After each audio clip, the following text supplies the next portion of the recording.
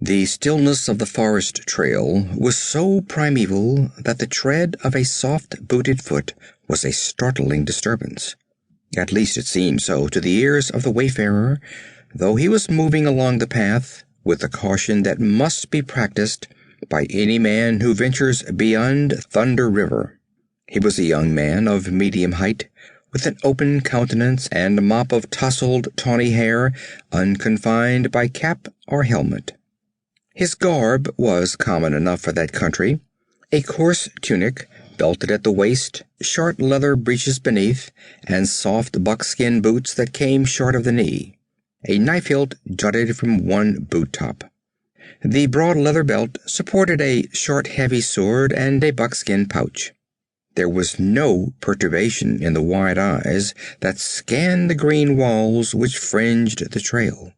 Though not tall, he was well built, and the arms that the short wide sleeves of the tunic left bare were thick with corded muscle. He tramped imperturbably along, although the last settler's cabin lay miles behind him, and each step was carrying him nearer the grim peril that hung like a brooding shadow over the ancient forest. He was not making as much noise as it seemed to him, though he well knew that the faint tread of his booted feet would be like a tocsin of alarm to the fierce ears that might be lurking in the treacherous green fastness. His careless attitude was not genuine. His eyes and ears were keenly alert, especially his ears, for no gaze could penetrate the leafy tangle for more than a few feet in either direction.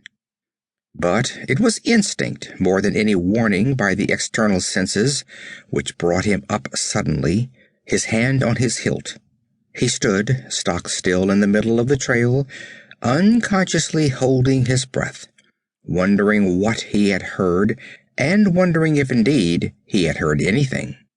The silence seemed absolute.